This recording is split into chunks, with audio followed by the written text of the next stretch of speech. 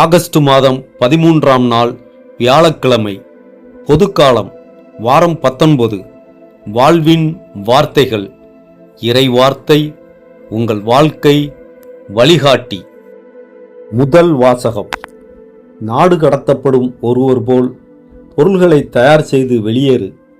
இறைவாக்கினர் எசேக்கியேல் நூலிலிருந்து வாசகம். அதிகாரம் 12. இறை வார்த்தைகள் 1 முதல் 12 வரை. ஆண்டவரின் வாக்கு எனக்கு அருளப்பட்டது. மானிடா, கலகம் செய்யும் வீட்டாரிடையே நீ வாழ்கின்றாய்.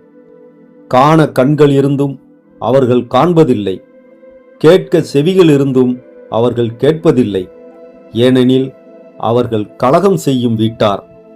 மானிடா, நீயோ நாடு கடத்தப்படும் ஒருவர் போல பொருள்களை தயார் செய்து கொண்டு அவர்கள் கண்ணெதிரே பகல் நேரத்தில் புறப்படு. உன் உறைவிடத்திலிருந்து வேறொரு இடத்திற்கு அவர்கள் கண்ணெதிரே நாடு கடத்தப்படுபவர்கள் போல் வெளியேறு. கலகம் செய்யும் வீட்டராக இருப்பினும் ஒருவேளை அவர்கள் அதை கண்டுணரலாம். நாடு கடத்தப்படும் ஒருவர் போல் அவர்கள் கண்ணெதிரே பகல் நேரத்தில் உன் பொருள்களை எடுத்து வை. மாலை வேளையில் அவர்கள் கண்ணெதிரே நாடு கடத்தப்படுபவர்கள் போல் புறப்படு. அவர்கள் கண்முன்னே சுவரில் துளையிட்டு அதன் வழியாய் அவற்றை வெளிக்கொணர்வாய். அவர்கள் கண்முன்னே அவற்றை தோள்மேல் வைத்து இருள் சூழ்ந்ததும் வெளியே தூக்கிச் செல்.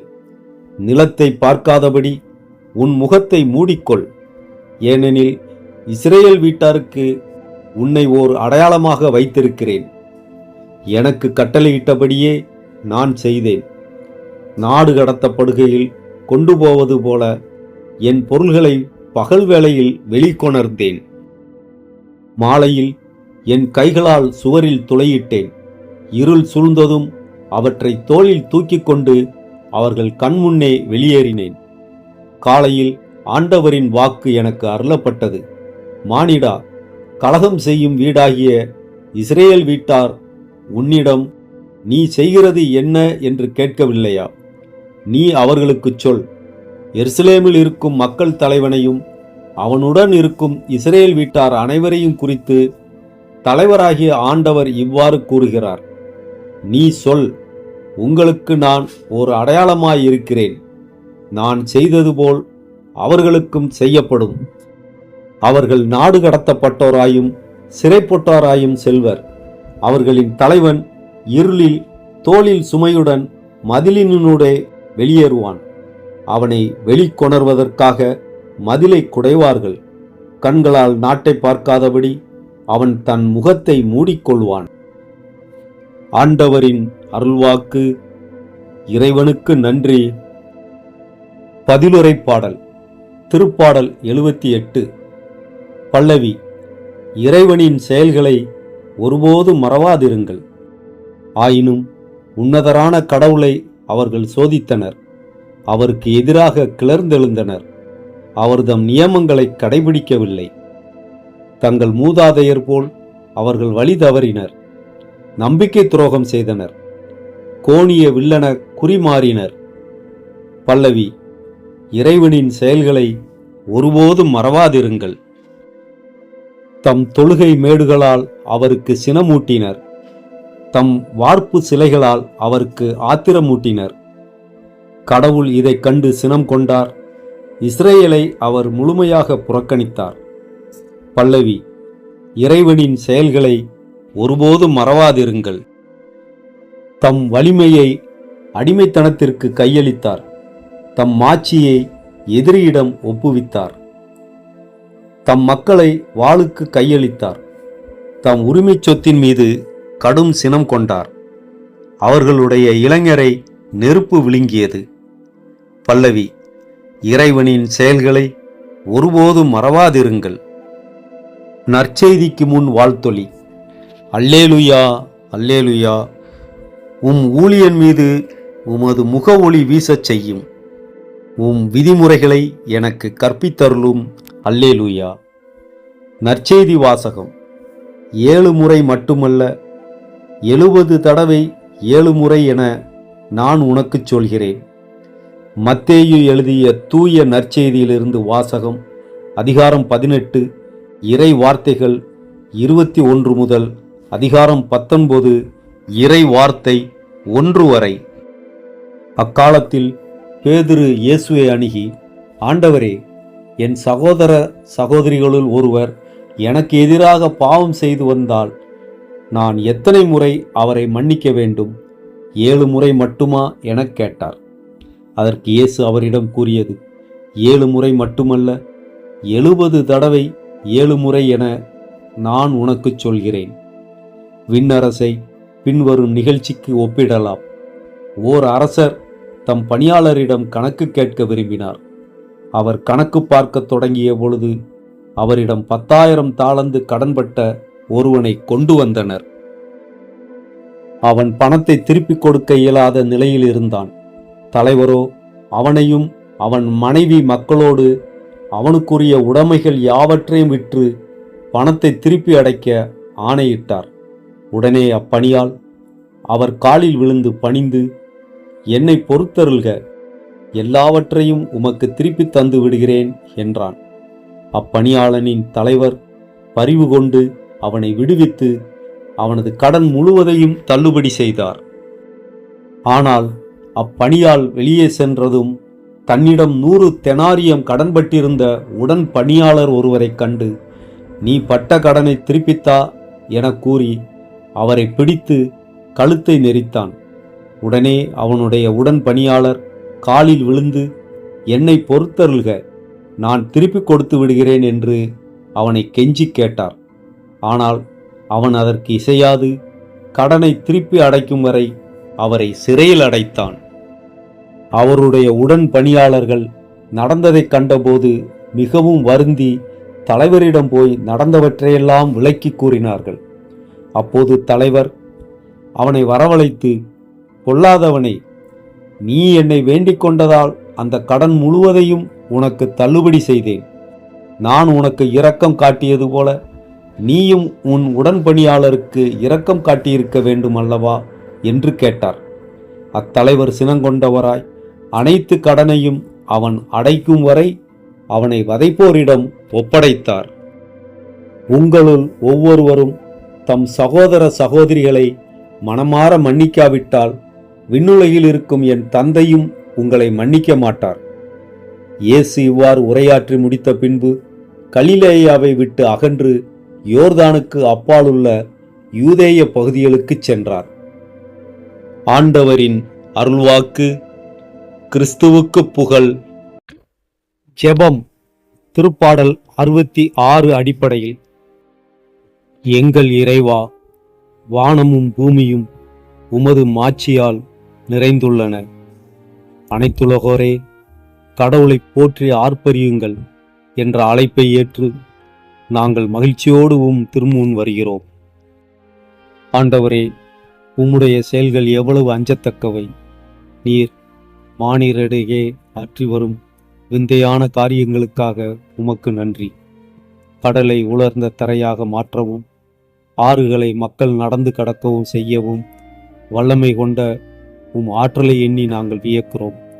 எங்கள் வாழ்வின் தடைகளையும் நீர் இவ்வாறே தரைமட்டமாக்குகிறீர் என நம்புகிறோம். அவர் தமது வலிமையால் என்றென்றும் அரசாள்கிறார் என்று நாங்கள் அறிக்கையிடுகிறோம். உலக அதிகாரங்கள் மாறலாம், ஆனால் உமது ஆளுகை என்றும் நிலைத்திருக்கும். தீய சக்திகளின் சூழ்ச்சிகளுக்கு முன் உம்முடைய வல்லமை பெரியது. உமது பெயரின் மாட்சியை புகழ்ந்து பாடி உம் புகழை மேன்மைப்படுத்த எங்களுக்கு தூய உள்ளத்தை தந்தருளும். அனைத்துலகோரும் உம்மை பணிந்து உம் பெயரை புகழ்ந்து பாடும் நாள் வரட்டும். வாரீர், கடவுளின் செயல்களை பாரீர் என்று உலகிற்கு எடுத்துரைக்கும் சாட்சிகளாக எங்களை மாற்றும். மனித உள்ளங்கள் உம்மை நோக்கி திரும்பவும் உம்மில் அகமகிழ்ந்து வாழவும் அருள் புரியும். எங்கள் அடைக்கலமும் ஆற்றலுமான இறைவா, உம்முடைய வியத்தக பராமரிப்புள் எங்களை ஒப்படைக்கிறோம். நாங்கள் உம்மை என்றும் போற்றி புகழ்ந்து உமது நீதியின் பாதையில் நடக்கச் செய்தருளும். எங்கள் ஆண்டவராகிய இயேசு கிறிஸ்து வழியாக உம்மை மன்றாடுகிறோம். ஆமென். திருச்சிலுவை அடையாளத்தினாலே தீயோனிடமிருந்து எங்களை விடுவித்தருளும் எங்கள் இறைவா. தந்தை, மகன், தூய ஆவியார் பெயராலே ஆமென். திருச்சிலுவை நமது அடையாளம்.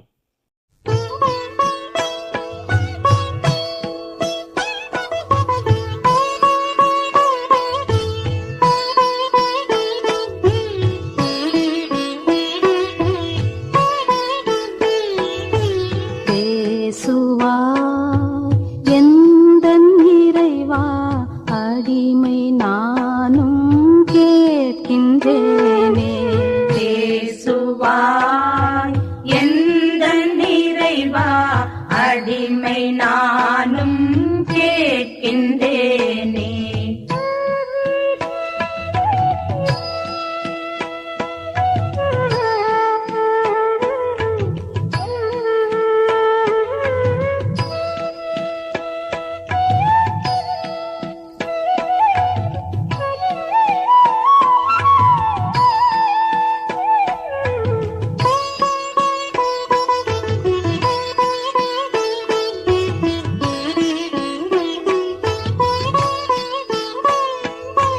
அடிமை நானும் கேட்கின்றேனே, ஏழை எனக்கருள் வள்ளல் நீயே. அடிமை நானும் கேட்கின்றேனே, ஏழை எனக்கருள் வள்ளல் நீயே. பேசுவாய் எந்தன் இறைவா, அடிமை நானும் கேட்கின்றேனே. பேசுவாய் எந்தன் நிறைவா, அடிமை நானும் கேட்கின்றேனே.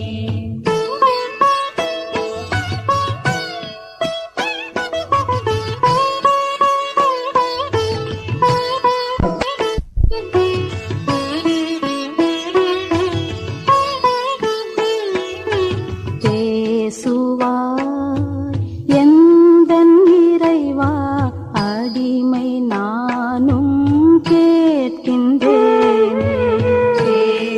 பேசுவாய் எந்தன் நிறைவா, அடிமை நானும் கேட்கின்றேனே.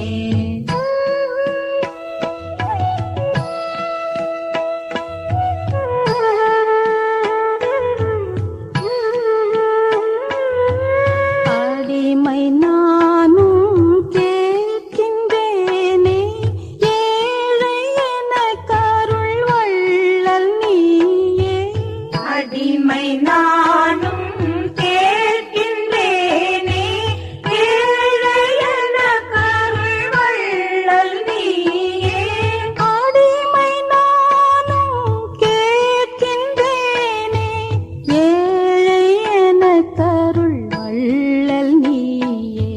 அடிமை நானும் கேட்கின்றேனே, ஏழை எனக்கருள் வள்ளல் நீயே. அடிமை நானும் கேட்கின்றேனே, ஏழை எனக்கருள் வள்ளல் நீயே. அடிமை நானும் கேட்கின்றேனே, ஏழை எனக்கருள் வள்ளல் நீயே. பேசுவாய் எந்தன் இறைவா, அடிமை நானும் கேட்கின்றேனே. பேசுவாய் எந்தன் நிறைவா, அடிமை நானும் கேட்கின்றேனே.